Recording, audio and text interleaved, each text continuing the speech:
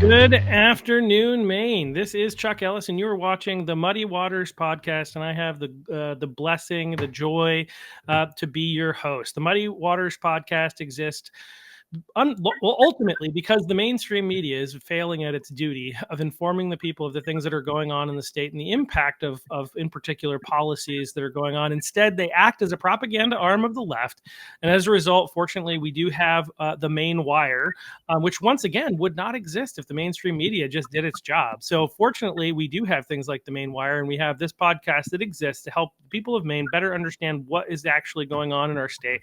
We do that by interviewing people from around the state, whether they be legislators or individuals who just have a story to tell that the mainstream media doesn't want told, but that needs to be heard. And so that's the case today. We are fortunate to have with us Marianne Hunsinger, who is a mom of a daughter who had to deal with competing against biological males. And so thank you for joining us, Marianne.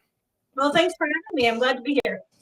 Yeah, well, I think it's like it's one of those things where like this is a story that just needs to be told but I hate that it needs to be told. I hate it's there's so many things that are going on in our society that's like, oh, that would be a really good person to interview, but it's terrible that we need to be in this situation and having this conversation. And so I'd rather, as much as I enjoy our conversation with you, I'd rather not being in a position where we need to tell this story. But here we are. We live in the 20s, as I like to say. I would have preferred the roaring 20s. You know, yeah. I know they ended with the Great Depression, but it was a lot of fun up until that. Whereas the 2020s, whew, yeah, it's not been the blessing that I think we would have all wanted.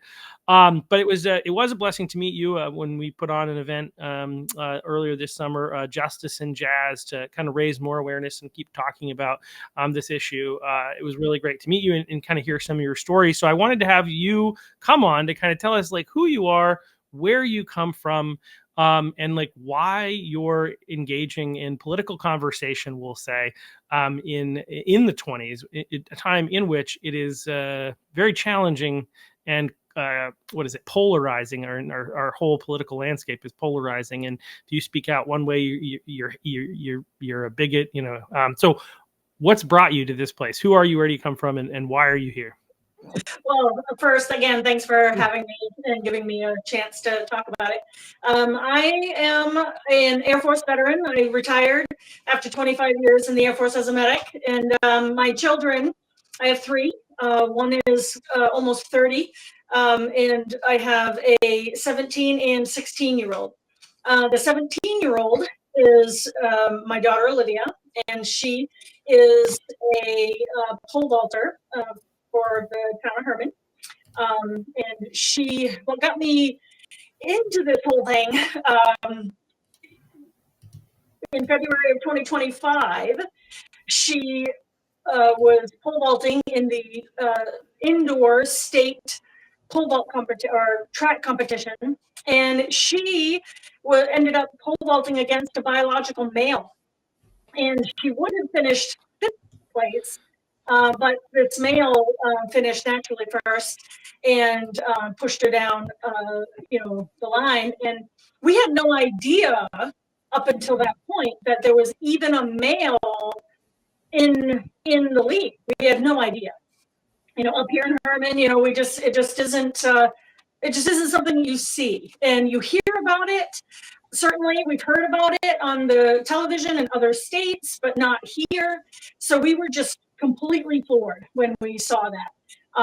And we spoke out after that. And it's basically from that moment to now, I've been going to school board meetings and trying to raise awareness that this is actually happening to us. You know, this isn't something that you see on the TV. This is really happening. And I really want to say that aside from the obvious that, boys, biological males should not be competing against or sharing spaces with biological females. I think that's just common sense to me. I thought it was, but I was really shocked to learn that it's not common sense for a lot of people. And one thing that really hurt us was being called, a bigot,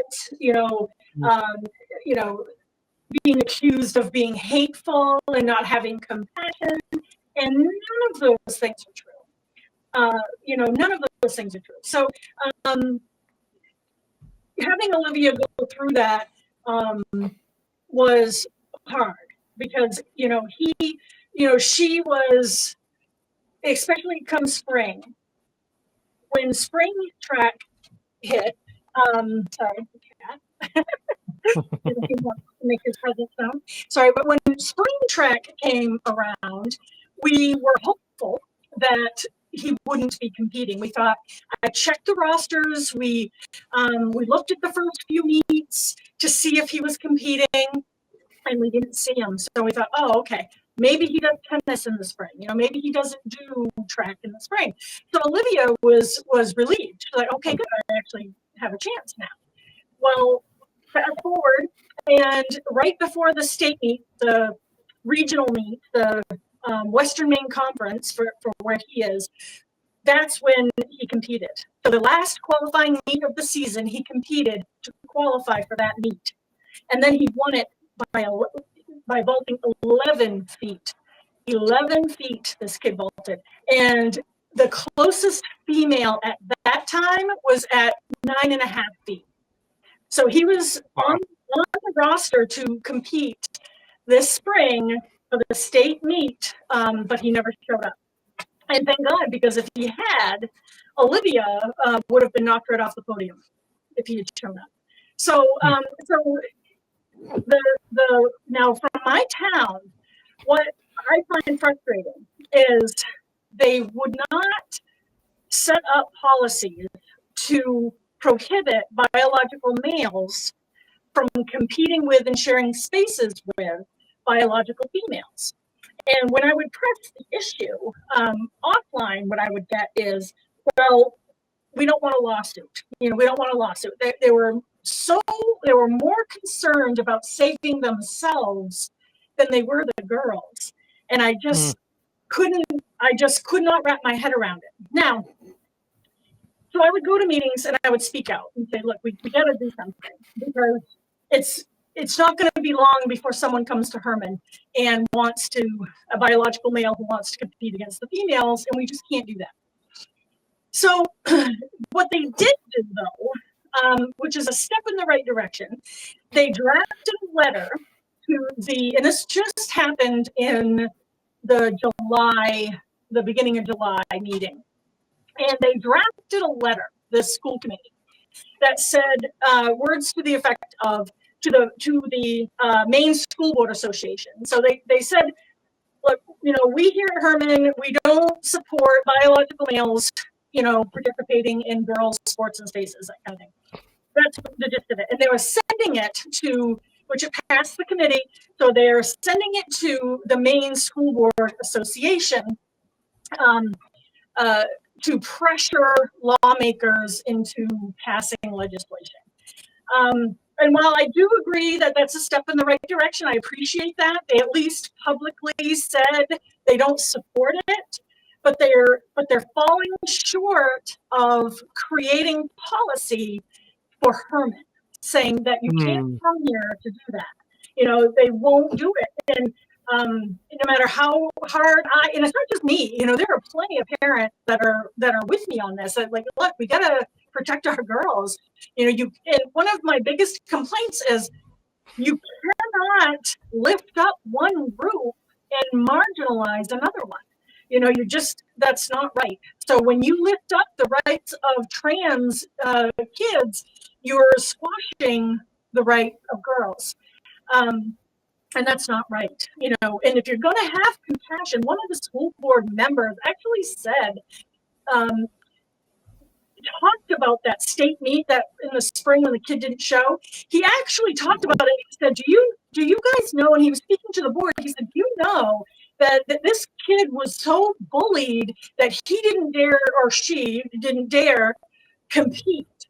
And we need to have compassion for this kid. Like, he talked more about having compassion for that kid than his constituent, my own daughter. We need to be more compassionate for this kid. And and that's when I had to get up and say something, because I wasn't going to that meeting. I was going to let go, but I had to say something because, I'm not saying don't have compassion. I mean, that poor kid must be so confused to be male and think you're a female. That must be hard. That's something I can't imagine. And, that must be hard. So it's not that I don't have compassion for them, but you have to have compassion for all of them. What about the girls that won't become state champions because of this male? Can we be compassionate for them too? So I was really floored by that he would say something like that. Yeah, well, I think a lot of it stems from the Marx. I mean, the Marxism that has made its way into our society and into people's brains, where they tend to look at whoever they see as being the most marginalized person, and then we need to get we can disenfranchise anybody else. So it's if you are more marginalized, then you can take away the rights of people that are considered to be less marginalized. Anyway, it's ridiculous ideology. Obviously Marxism is bad. If you hadn't known, if you're watching this podcast and you didn't realize that Marxism was bad, number one, I'd be surprised, but it obviously is. And and again, like, it's this idea of, like, let's take away the fact that this person is going through some stuff, and let's ignore the fact that they actually don't even identify as being a female. They identify as being non-binary. Let's ignore that fact for just a moment. It's still, you have to look at the potential risks to women, and this is the part that I don't understand how people don't see, unless they're just like reflexively reacting against anything Trump says or anything the conservatives do, or they're afraid of being called a bigot, whatever it is. You can't ignore the fact of the reality of life that if we allow this type of stuff, there are going to be bad players that are going to take advantage of it. There are, we know this, right? Like, this is the reality. And people are going to use it and abuse it. Is this kid? I don't know. Is this kid going through some stuff, and should we have compassion for him? Yeah, but that doesn't mean that his compassion trumps our need to protect both the spaces, most importantly, in my opinion, although people seem most upset about the sports, but I think the spaces, as well as the sports of these young girls who compete. And again, like, the reason that Title IX exists is that women were not competing in sports because they can't physically stand up on average. Yes, you may find one woman over here that can compete. There are anomalies where a woman can compete against a man, but women have never held the world record in anything over a man, and they're not going to. I was talking to somebody about this just for fun, and it was like, if you look at women today, and the fastest woman today, she's faster than the fastest man like 50 years ago, right? However, the fastest woman today is you can fact check me on this because this is not an exact statistic, but the idea is that the percentage of speed, we'll call it that. So the gap isn't the same amount of seconds, but the gap is similar. So women essentially run at about 90% of the speed of men. That is consistent. Like, the men versus women, 50 years ago, and men versus women today. Obviously, we've gotten better at training and doing all that kind of stuff, and people are using steroids, men and women, right? Mm-hmm. And so you're seeing that, like, women get faster, but they're not getting as fast as the men who are doing the same things. There is a biological difference. It's not fair. It doesn't create an opportunity for women, which is why Title IX exists. That's right. And I would add that we have a state champion long jumper at Herman, and she won by almost a foot, I think, to her second place finisher. Now, when I took and I compared it to the males long jumpers, if she had competed with them, she would have been, I think, 15th. She would have finished 15th, and she was the state champion, and she had a very impressive jump. I mean, a very. Well, you just said she was a full foot longer than any other girl. That's right. Right. And so that's an anomaly in and of itself, right? But she, when you look at where she jumped, and you look at the males, she finished 15th, and then in the triple jump where she finished second, she would have finished like 18th with the men. Competing against them. So, and this girl is a remarkable athlete. And obviously, yeah. She couldn't even make it to top 10 with the male. Right. So, obviously there's a difference. And I don't, it's just mind-boggling that we're, and as far as the spaces go, it's one of the criticisms I hear all the time is, they think, those on the left, when they talk, they say that we are assuming that all trans people are violent rapists. And at no time has that ever come. I have never heard, and I'm not saying it hasn't happened, but I have never heard a conservative person say that. I've never heard that. The criticism that I hear from the conservatives is the discomfort of having a biological male undress in front of you when you are prepubescent or pubescent is embarrassing, and it's very uncomfortable. And God forbid this female has had some kind of a trauma, some kind of a sexual assault sort of trauma, and then having a male come into the room. It isn't that that person is overtly trying to assault people. It's just their presence alone that can make it very uncomfortable and traumatic for these females. And we need to take that into consideration. You cannot allow these girls to be traumatized just to appease, someone that is transgender. That's not fair. Not when you can provide them a unisex bathroom. A single stall bathroom. I think that's the solution. Or use the bathroom according to your biological sex. I don't like what's really interesting to me in this conversation, right? In general, and people who have watched me before are like, "Yep, he's going to say it again." But no, but it's like this idea of biological sex, like this idea of gender. Like when I was a kid, we didn't have gender, right? I'm not that old. Right, but we didn't have gender. Gender wasn't a thing. You filled out forms. You said sex. Right. Like, what is your biological sex? I don't care what drugs you take. I don't care how many hormones you take. I don't care. You are a male or you are a female, right? Like that is the reality. And even like we had Alan being on the podcast a while back, and like even in situations of the intersex situation, which is extremely rare, even in those situations, you're still either a male or a female. Like there's a genetic way to prove that. There are no people that you can't figure that out with, right? So either you're a male or you're a female. Gender was created. What's interesting, right? Gender itself was created by the left, in my opinion. Like they created this term, and then they're blaming us for gender norms. I'm just so confused. And now we have to recognize different genders, and I never knew. You're a boy, you're a male, or you're a female. And that's the biological reality. And so anyway, that. I think there's so much about this, and that is just like it's really hard to understand. And I sometimes encourage people to be careful not to go too far down trying to understand this, in a sense, because like it's always been a mental illness. I think it's even still diagnosed. If it's changed, then there's corruption in the medical system. But this is a mental illness. This is not like something that is normative and is healthy, and nor is it something that we should encourage.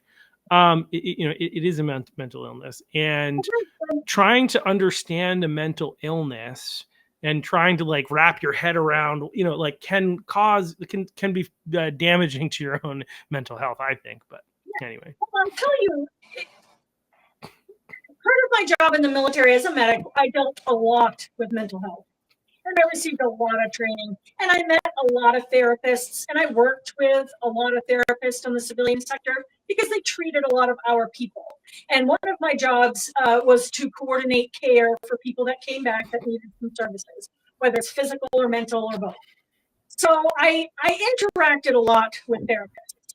And yes, there are good therapists and there are bad ones, and my kind of thought process on it's just my Marianne's opinion. I don't, but if you're a therapist and the first thing that you do when someone sits down to tell you, geez, I'm not sure if I'm a guy or a girl, and you're trying to convince them that they're abnormal, that's a red flag to me as a therapist, right? Yeah. I mean, so if I am female, And if I were to sit down with a therapist and go, I think I'm male now. I think I want to be a guy.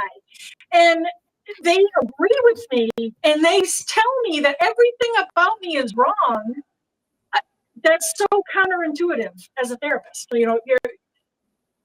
You're supposed to make people accept who they are, right? And come to terms with who they are. That's part of therapy. I am a female.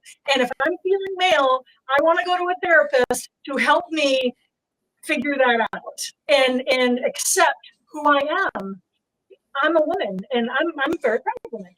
But, a therapist is not, working with you to help you believe that you're wrong, that everything about you is wrong. Does that make sense? What I'm trying to say? Yeah. I mean, so here's what's interesting though. Like, there's a lot of counter arguments from the left, right? From people who believe in this ideology, and I have good friends who believe that some people are transgender, and I respectfully disagree. I don't think that this is a thing that's healthy, but their arguments would be that the therapist is not trying to convince them that there's something wrong with them and that I guess that they are in the wrong gender. They are trying to convince them that, but is not trying to convince them to be anything other than what they are. They actually believe, right? They believe that these people are in the wrong body, right? That they actually are. And so this is what's dangerous is when you get into belief. It gets really dangerous. Now, though, I will tell you that I have some inside information. This won't surprise anyone, right? Like the doctors that are performing these surgeries don't care. They just make money on it, right? Like there are local hospitals that will do these types of things, and that some of the doctors won't do it. Some of them will. Apparently, it's contentious between the ones that will and the ones that won't. And but the ones that will, it's like they're not ideologically on board, but it's profitable for them, right? And so that's something that we need to. What's interesting about this is we talked about I think your political history. In other words, like you weren't really involved in politics. This is kind of what's pulled you in, right? And this though shouldn't be a political issue, and I think one of the things that we should root in our minds, number one, don't trust politicians, right? We shouldn't trust politicians. I don't care if they have an R next to their name or D next to their name, right? Let's just be honest about that. Don't trust the government. Don't trust politicians. Don't trust people who have political podcasts. No, I'm just kidding. But obviously take everything that anybody says with a grain of salt. But if people are saying insane things, we have to remember that the same people who are championing this are the people who are championing the we should have open borders and are just ignoring the fact and are trying to defend people who have raped and murdered people here who came here illegally and then did those things, and they're trying to defend these people, right? Mm-hmm. These people are the same people who are saying who are on the other side in this issue. I just don't understand how you can reconcile any of that in your brain, but yeah. Anyway, so tell us about I think you kind of tell us about. Well, my brain shut off. It happens every now and then. Well, I was going to say, I think tell us about what impact this has had on your daughter's desire to play sports. So she, the thing about Olivia is how well she adapts to things and how she, she's a shy person. She isn't one to put herself out there per se, but she's not afraid to say what she's thinking. So she'll tell me, she's not gonna not compete. She is a competitor and she's going to compete. And if they're going to allow biological males to compete against her, then so be it.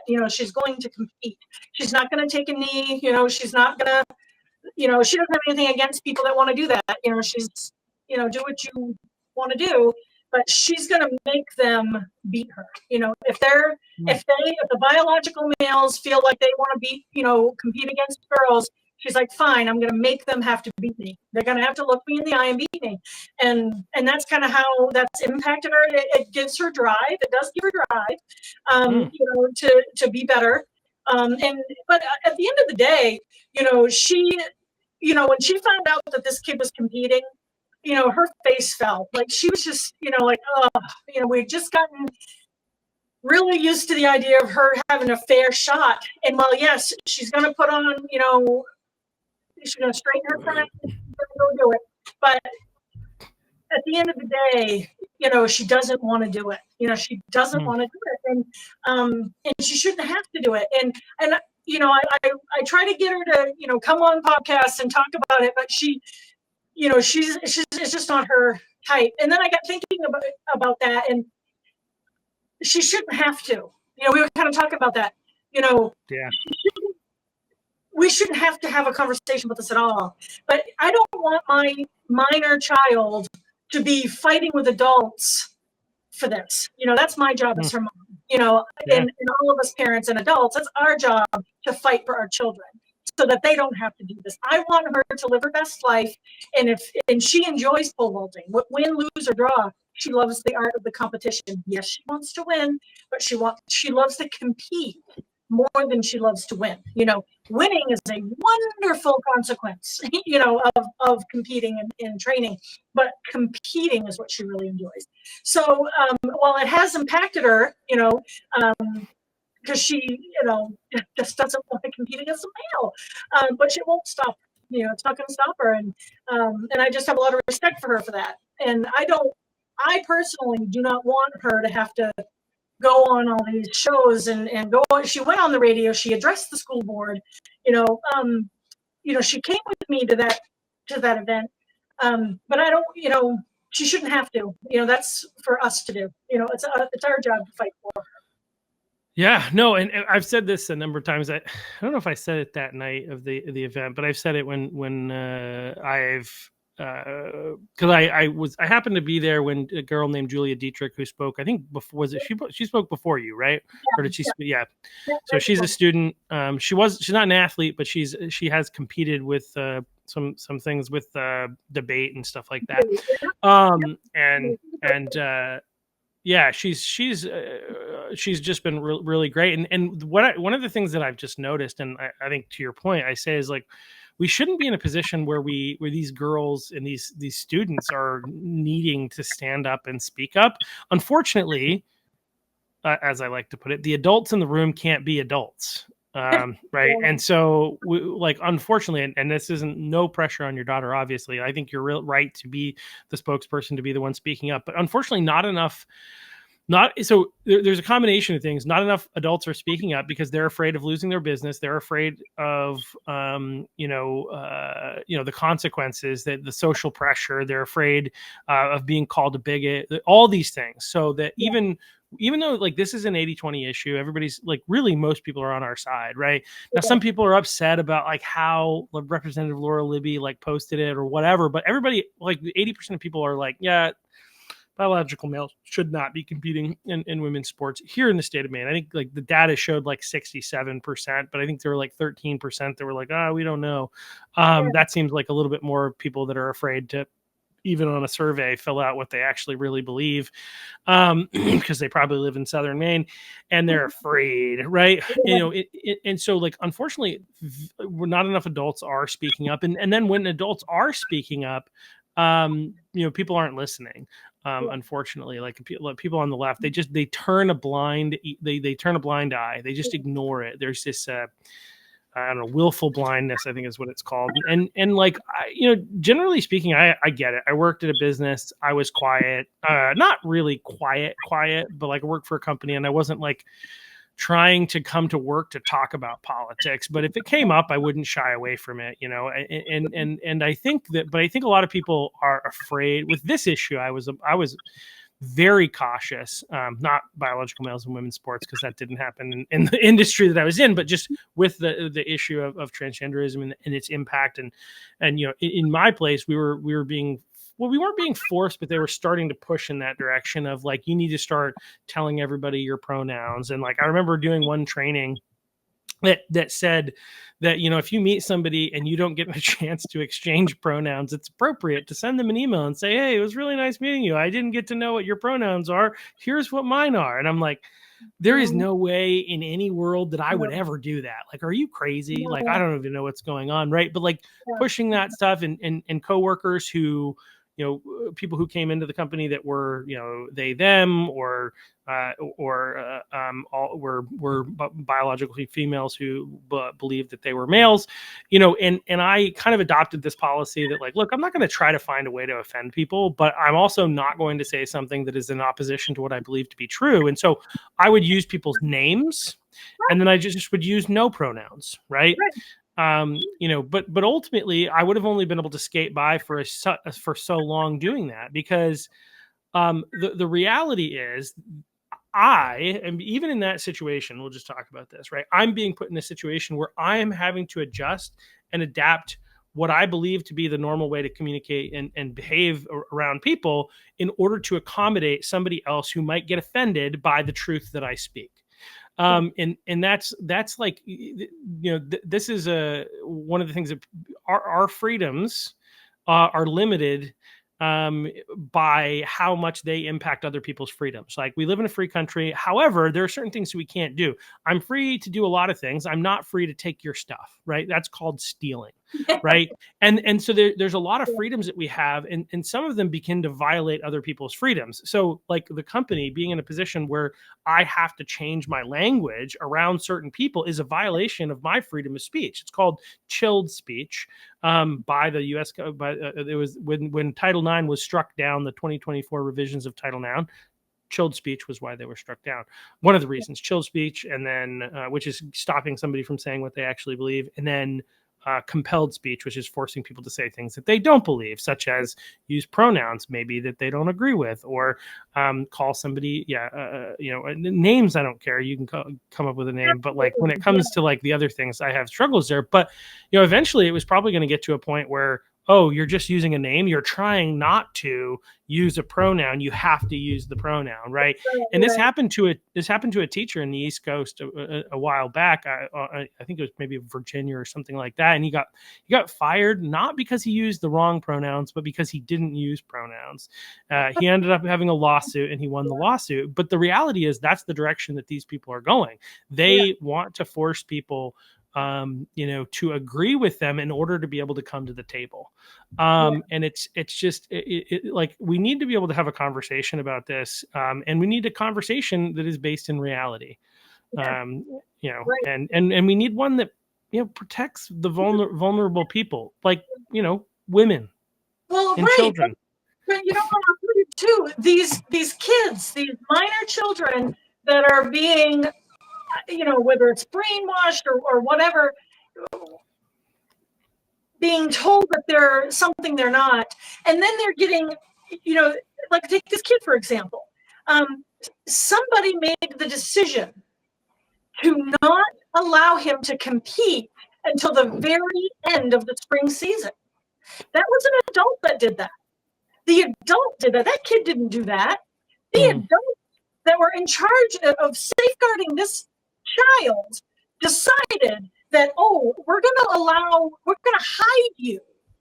And then we're going to bring you out at the last second. What did they think was going to happen? Did they really think that, so what this one gentleman on the Herman School Committee, when he was so compassionate for this kid, was talking about bullying, it was actually protesting. It wasn't bullying, it was protesting. People protested. They were outraged that this kid was hidden for the entire season until the last second. It was unsportsmanlike, number one. If you are a competitor and you're an athlete, you don't hide. You get out there and you compete. If you are truly proud of being whatever you are, then get out there and compete. If you really don't think there's anything wrong with what you're doing, then get out there and do it. But they didn't. They hid him. And what they did was they put a ginormous stake around this kid's neck and fed him to the lions. That's what they did. This kid that they're supposed to protect. So have compassion for this kid. I have a great deal of compassion for that kid, because what those adults did to him is nothing short, in my opinion, of abuse. That Well, is it's not. abusing that kid. And it's Yeah. unconscionable that you would put a kid in that position. So naturally people protest. And then of course there are ignorant people out there that say ignorant things, which doesn't help Yeah. anything. And Sure. so this poor kid, I have no doubt, felt attacked because he was, essentially. And what they should have been going after are the adults that did that to him, because Right. the adults put him in that position. And so I could go on and on and on and on and on. Yeah. It bothers me that adults did it, and they're setting these kids up to have mutilations, to take medications for the rest of their lives. I mean, this isn't something that goes away. You just take a pill and you're cured. No, this is something you have to take forever. And we are not. People may not understand this, which shocks me, but we're not cookie cutters. Okay, Mm-hmm. I am allergic to some medications. You may not be allergic to the same one. Why? Because we're not the same. We're not the same. So these medications that you're willing to give to these children forever are not going to have the same effect on everybody. So they're like, oh, their hormones are going to be down to normal. Like, what are you talking about? No, they're not. The only way you'll ever know that is if you have to test them every single time. Every single time.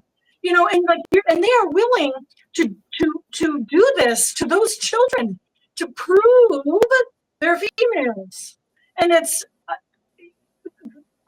unconscionable to me. It's abuse. It's nothing short of physical abuse for these poor kids, and then into their adulthood. And that's where the fight really needs to be.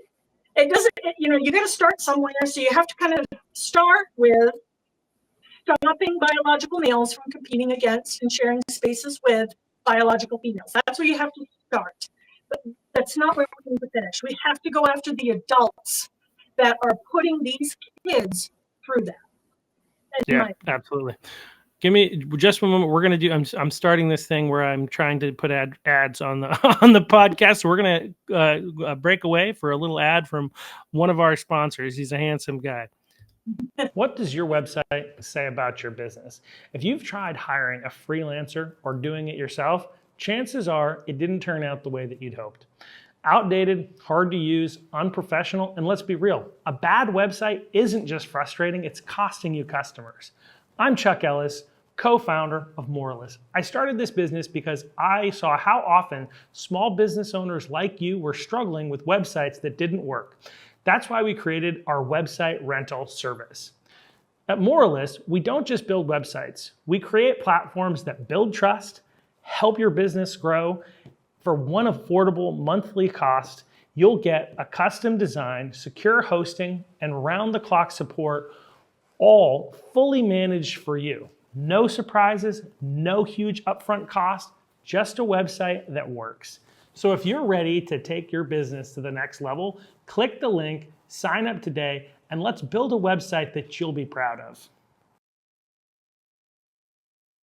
All right. Yeah. So the link, if people there's no link in this, but there is the QR code. So if you're interested, check it out.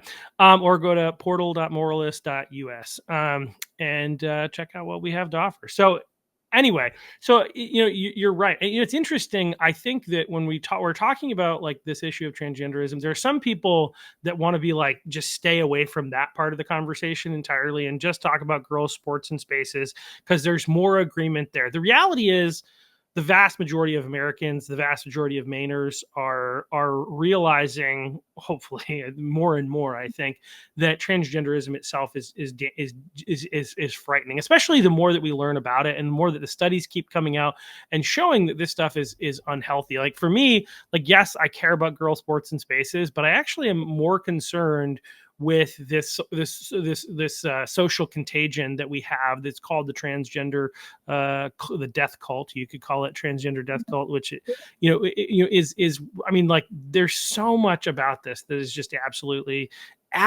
insane. There's a great podcast, if you haven't listened to it, on Joe Rogan. Graham Linehan from Ireland. You may know him. One of my favorite TV shows is called It's a sitcom called the IT Crowd, and he's one of the writers. He was a comedy writer that got blacklisted for standing up to protect women, essentially. And he basically, everybody in the industry shut him down and called him a bigot because he was standing up against this. But there's so much data. Like, this is the reality. Like, a couple of things.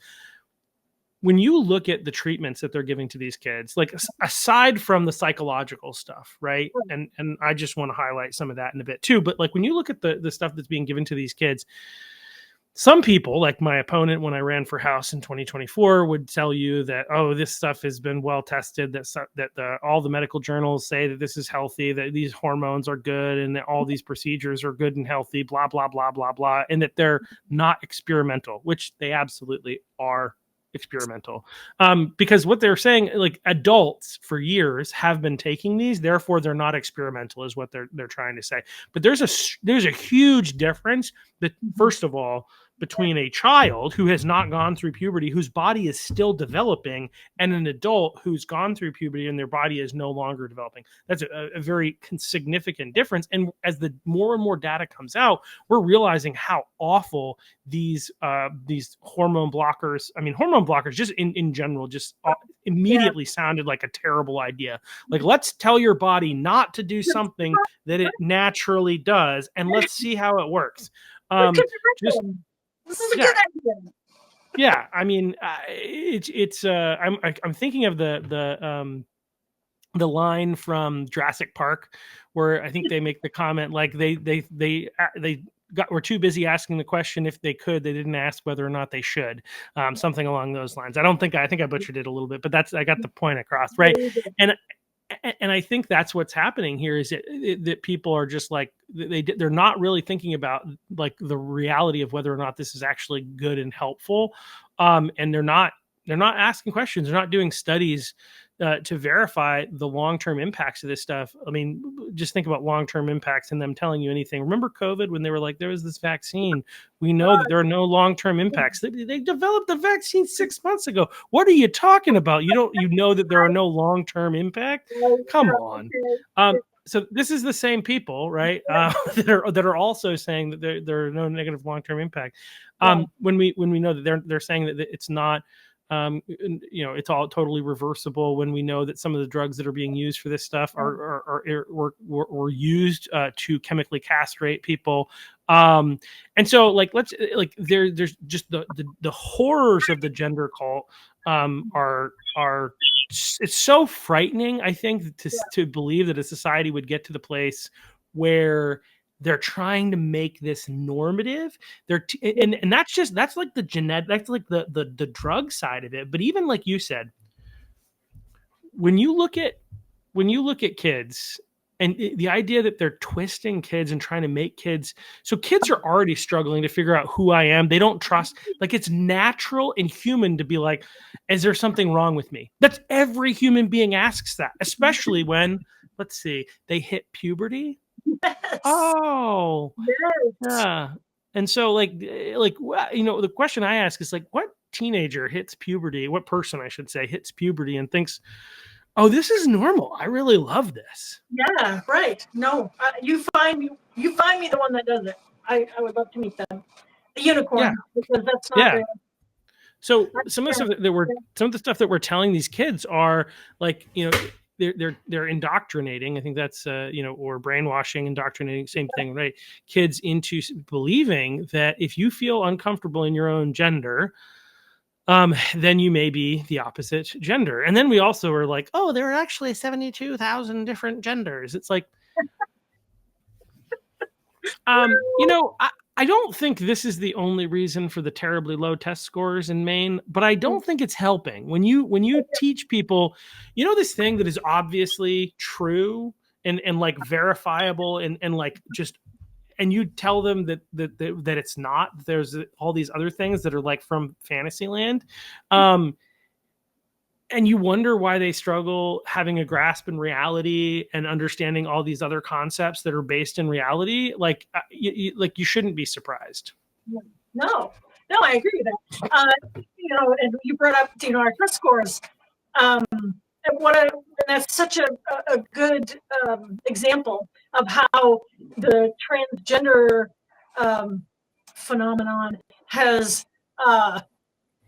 matriculated into that.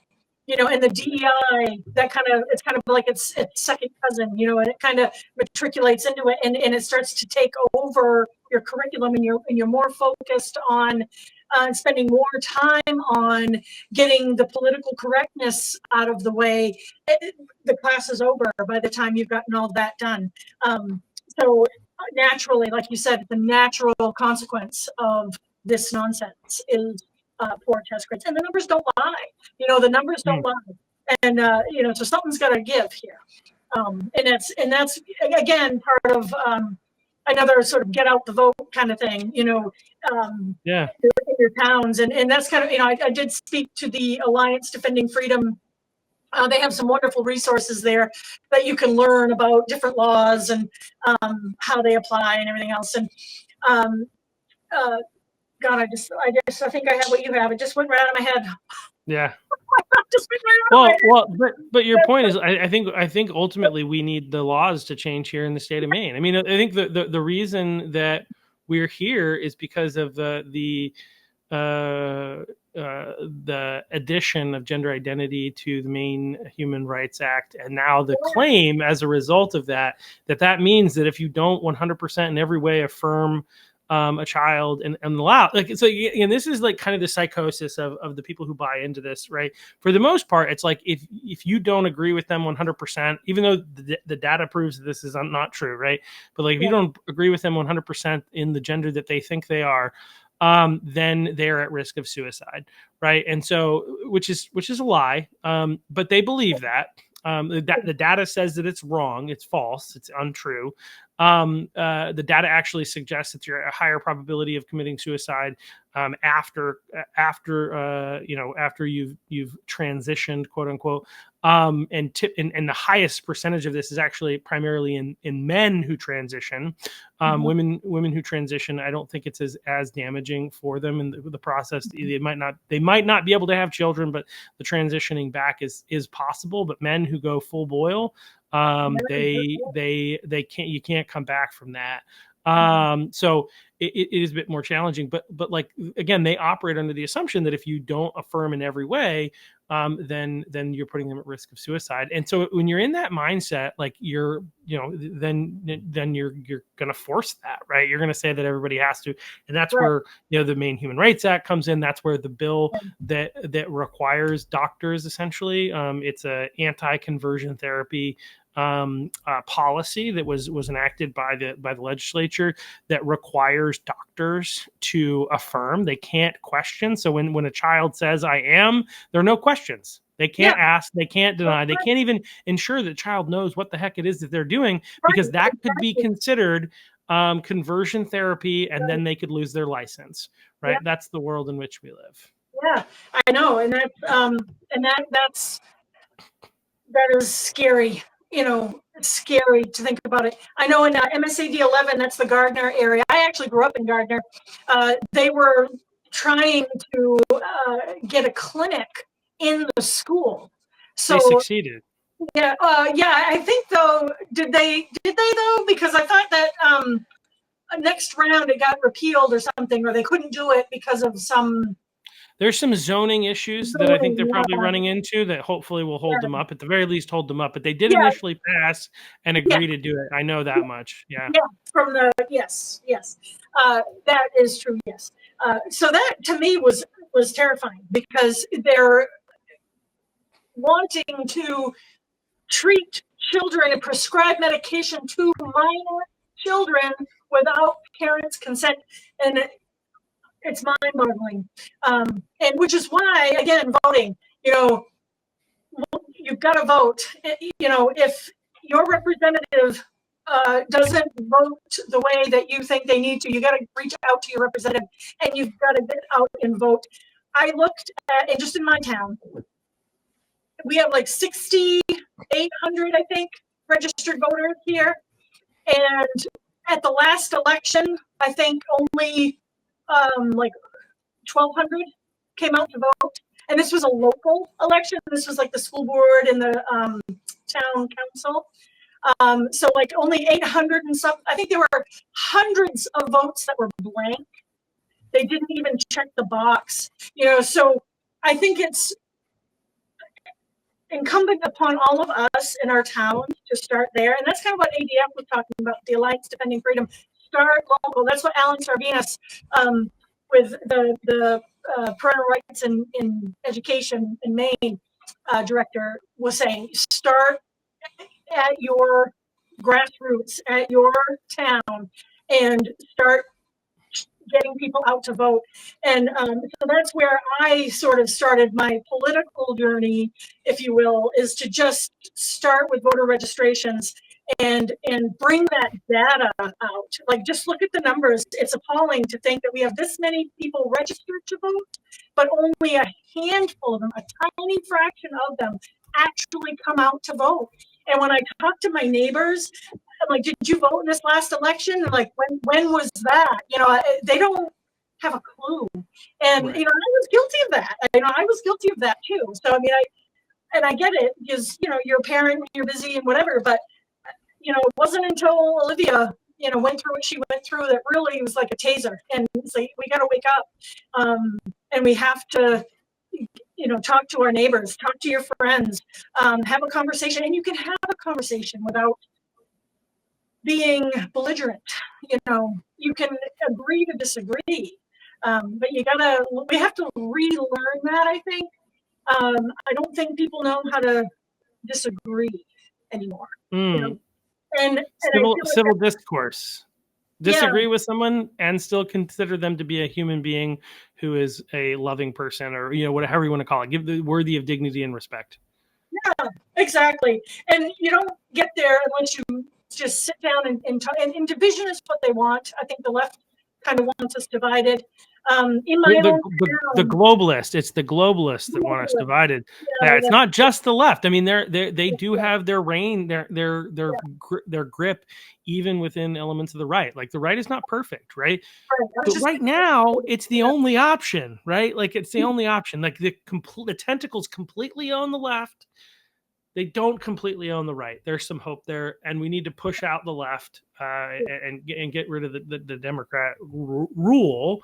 And hopefully, even though I don't think I'll ever be a Democrat, I would love to see the Democrat Party reform or some other party emerge that is a common sense party that might disagree with me on some things, but is not insane.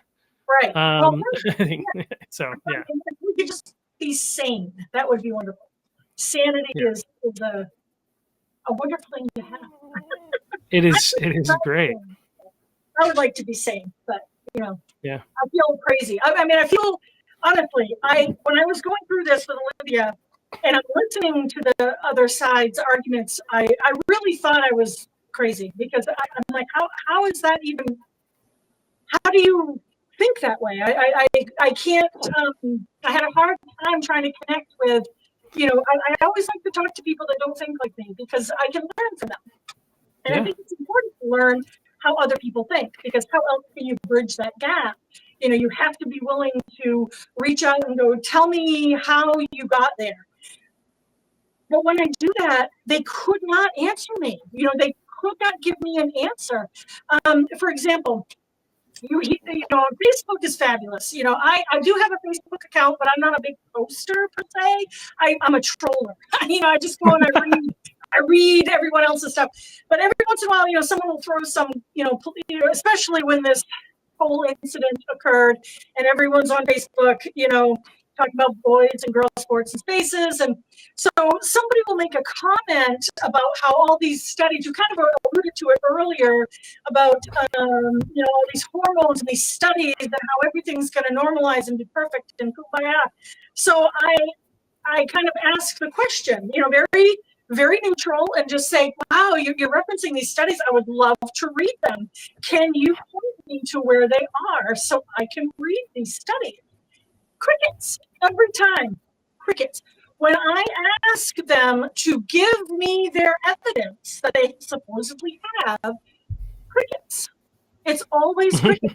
I still am waiting to find out what this magic study is that shows people that are transitioning are completely hormonally normal. I'm still waiting. I still haven't seen it. And and that boggles my brain, because if you're gonna, it boggles my brain. Like, how can you stand there and cite a study? Now, I'm a medic, I'm a lab tech. I understand studies. I understand how the in and outs of these things work. I am no expert, but I have the 60,000 foot level sort of overview on how a study works. And it's a lot more than, well, my cousin's goober over there took labs, and so therefore there it is, evidence. That's not how it works. There's a big to-do when someone publishes a study. And it should not be hard, if you're referencing a study, to produce it. So when you can't produce it, you kind of lose your credibility. And I was astounded by how many people just believe it because someone wrote it. Just But yeah, I mean, it's almost like in our society we have a lot of like people who have gotten, I think, so brainwashed. I mean, that's the reality, right? And so they get all their information from one side of the aisle. They don't realize that, as I said at the beginning of this episode, and I say at the beginning of every episode, that the mainstream media is a propaganda arm of the left, and I include Fox in that. I think Fox, like, you can get some good news on Fox. There are some good people there. But I think Fox is controlled opposition. I've thought that for years before I even got involved in politics, right? I thought, because like I looked at Fox and they said things that were in the direction of conservatism, but in an outlandish way. Yeah. And like it's almost like Fox is making fun of conservatives, and conservatives don't even know it, right? Yeah. So all of the mainstream media, right, is a propaganda arm of the left. No, you're good.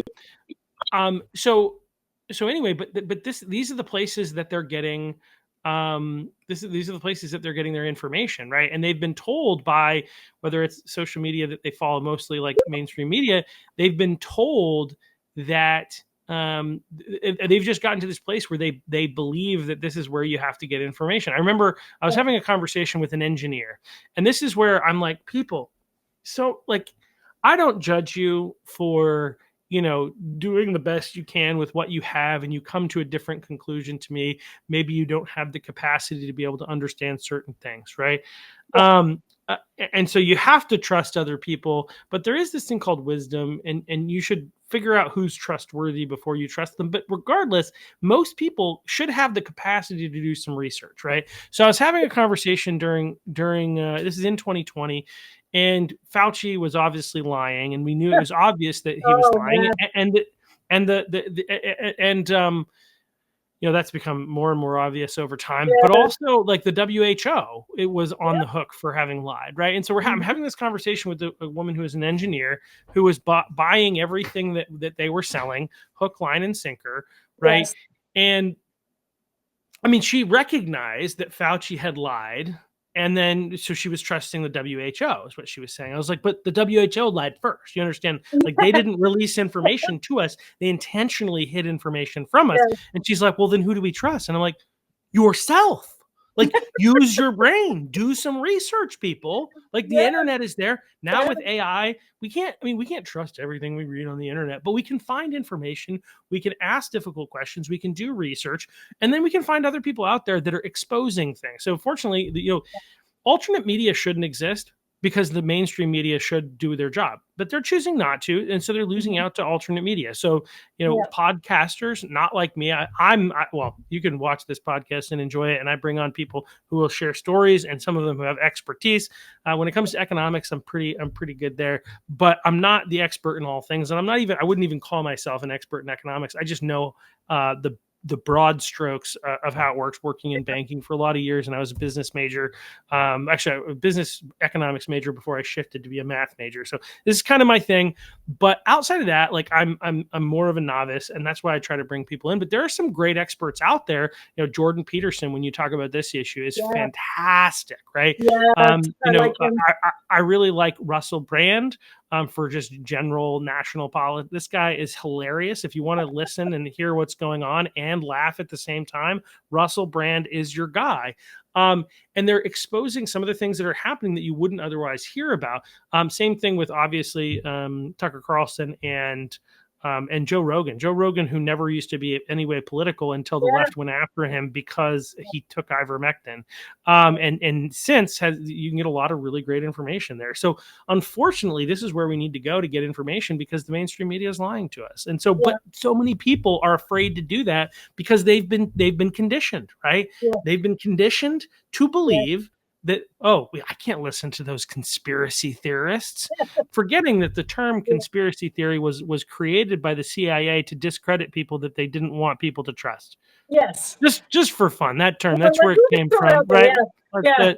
And so, but they're so afraid of being called a crazy conspiracy theorist. And like, there's so much social conditioning that goes on that keeps people afraid, that keeps people in the dark. And so they don't. So I have compassion, but people need to do their own research more. We need to do some digging. We need to work with people in our community to better understand what's actually happening in our world. That's why this podcast exists. Yeah. But yeah, no, it's crazy how many people have bought into stuff that is just so obviously, not true, It's scary. Again, my eyes have been opened during all of this. And COVID is where it started to open. Sure. That's where I really actually, when Trump got elected the first time, that's when my eyes started to really open. I really started paying attention then, and the whole Russia collusion hoax. Oh yeah. The whole and just being, it was one thing. I'll never forget it. It was one thing to say, "Oh, don't trust politicians." That was like a punchline to every joke, but it was real, and my eyes really opened for me when Trump got elected the first time. I just was appalled. I was still in the military then. I retired in 2017. And I just remember, and that's when I, started to kind of pay attention more than I did. Yeah. And then after I retired and, hanging out with the kids and taking care of them, things were pretty good. And then this with Olivia, and then when COVID hit, boy, my eyes opened again.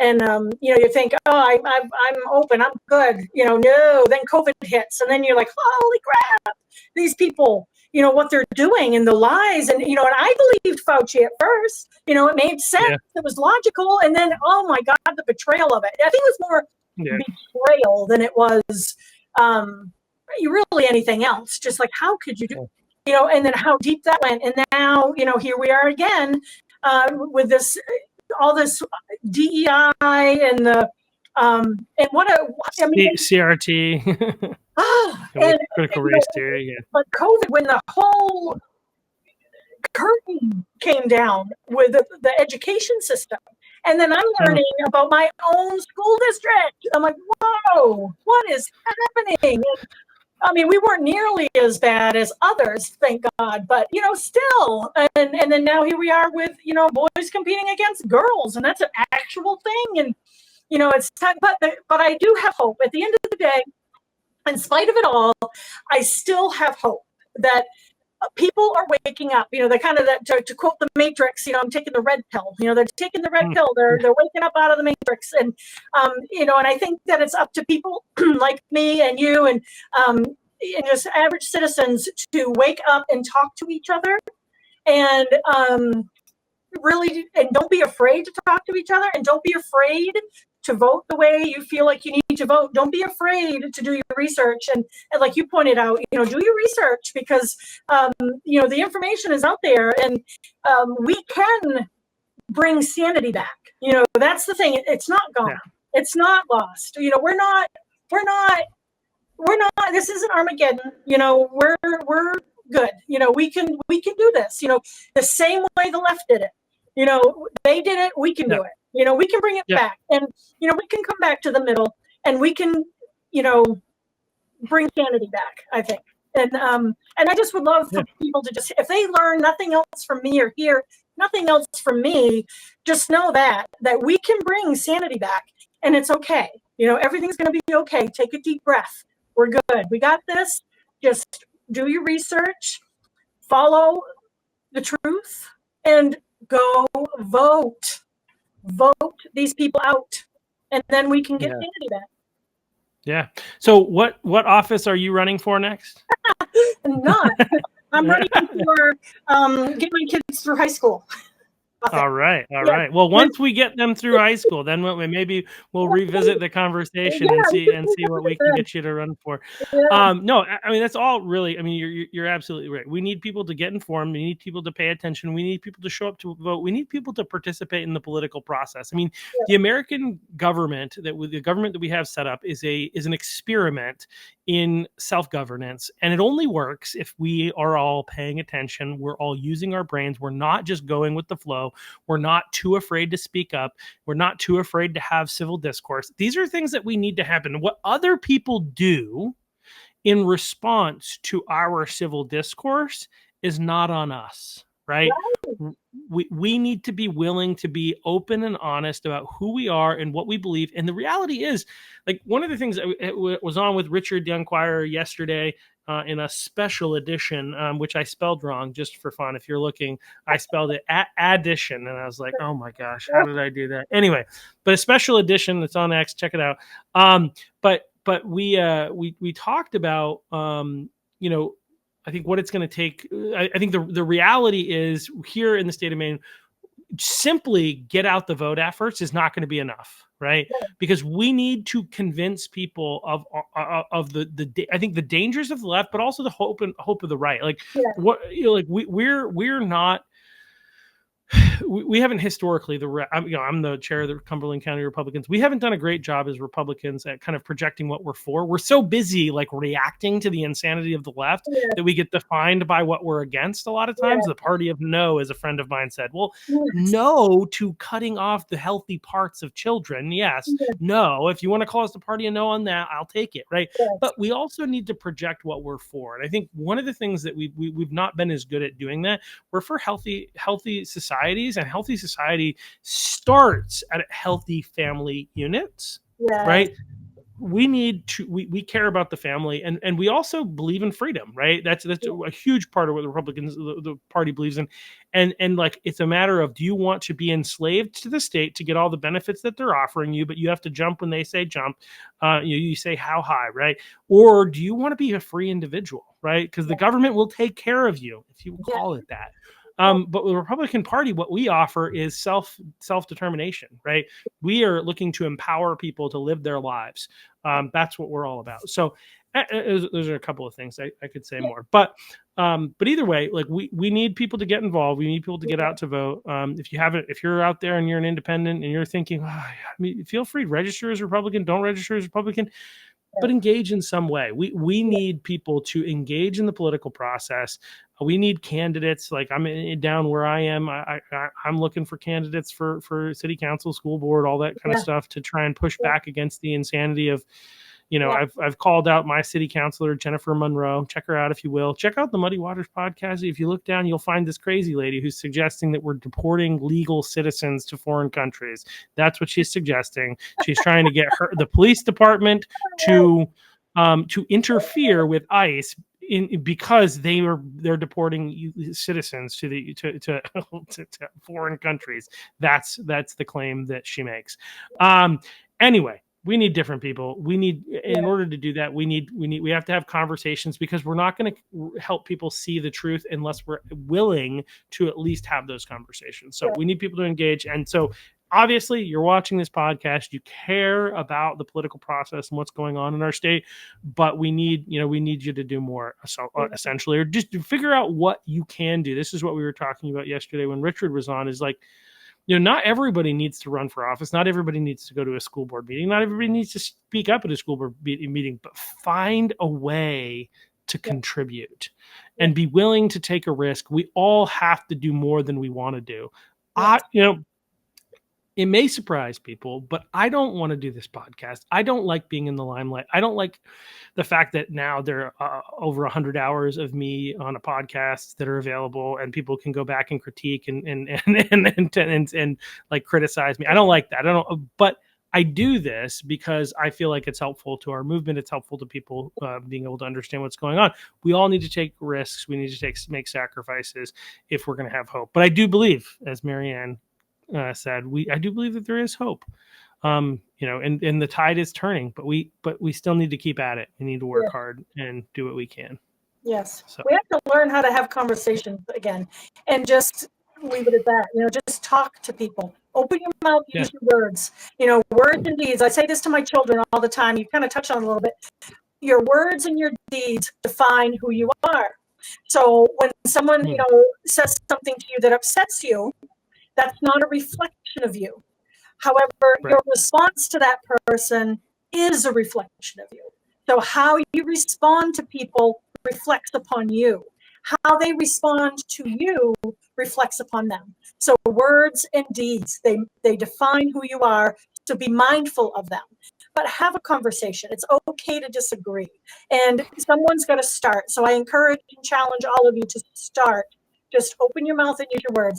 And you'll be surprised how well that will go. And it will go well. People are not, by and large, people are not monsters. They don't breathe fire. They're actually nice people. There are a lot of really nice people that just want to get by the same as you. So talk to them. I would 100% agree. I think that I've had a number of conversations recently with people that I disagree with on a number of issues, right? Yeah. And we kept having conversations. We're still friends. And oh my gosh, we disagree. Okay, we disagreed on transgenderism. We disagreed on abortion. Yeah. And and we don't think the other person is the devil. I don't know. It's possible, Yeah. And I remember I was hanging out with a group of friends who I'm still friends with. We haven't hung out much in a while, but in 2020, 2021, we were hanging out for a fire, and we're really politically charged, right, in our society, and especially at that point. And Mike Pence's name comes up, this is before, actually, this was 2020. It was not 2021, because this is before Mike Pence made Trump angry. So this is back when he was still loved by most of the people on the right. So Mike Pence's name came up, and like the people that I was with, the tone of how they behaved when his name came up reminded me of cats hissing, right? Like there was just this incredible disdain for Mike Pence, and I'm like, how can you be upset with Mike Pence? I don't what has he done? I mean, now is a different story, especially for conservatives, the other side of the aisle. Although I think liberals might love him now, interestingly enough. But this group of people at the same time, and they disagreed with me on a lot of stuff politically. I took a 45-minute earful after I mentioned that I was going to be voting for Trump in 2020. But they still, after that, I heard that they even though they didn't agree with me, they all respect me because I have really well thought out positions, even though we don't agree, and that I'm not a jerk in the way in which I present them, right? And so and that's where very much disagree on a lot of issues, on a lot of these issues, and yet we're able to come to a place where we're still friends. And I think that's possible in our society. We do need to talk through things. We need to, but we can do it. It can be done in ways that are not polarizing. And so I think we need to do that. Now there are some people out there that you shouldn't talk to somebody if they disagree with you, right? I think that's on both sides of the aisle, more on the left than the right, but I think we need to get back to civil discourse, and I think if we can do that, we can make some serious progress in our society. Because the truth will win out if we talk. If we keep our mouth shut, that's right. But if we talk, we have logic, we have reason, we have the truth on our side. So, So cool. Well, thank you so much. Oh, if you got something else to say, I can let you say. Yeah, well, I was just going to say thank you so much for coming on. This has been a great conversation, and just appreciate, I love that you're standing up for your daughter, and you're willing to speak out about what you believe to be true, and where so many people are afraid of like the B word, being called a bigot. Oh, yeah. It's we need to stand up against that insanity. If we stand up and speak out and say, that no, it's not, I think I was watching a Jordan Peterson thing, and they were basically saying, that you say something, you want to be careful, you can't use certain language that, because it might be offensive to transgender people. And Jordan Peterson in the email, in the interview, was basically like, well, but you run the risk that what you're saying right now is offensive to me. Yeah, right. And like the interviewer is like, I'm trying to think of a response. I don't, because like that's the reality, right? And so like, but we need to have those conversations and say, look, it is anti-Christian to suggest, because that's what I would say. I'm a Christian, and I don't expect everybody to be a Christian, but the reality is, like, telling me that I need to violate my conscience is a violation of my faith. Yes. How is that right. Inclusive? That's very exclusive to people who have a grasp on objective reality. So anyway, it's this, their system breaks down, and if we talk about it and we communicate about it, it will make problems for them that they'll have to try to figure out how to work through, and it will lead some people to truth. So let's do it. So thank you again, Marianne, and thank you. Thank you so much. Yeah, no, it's been great. So, all right, we'll see you guys all here next week. I think we've got an interesting story about a lawyer and some interesting things that happened in his life next week. And also, I think he might be the founder, or whatever you want to call it, of the Common Sense for Maine Pack. So you'll see us back here on Monday.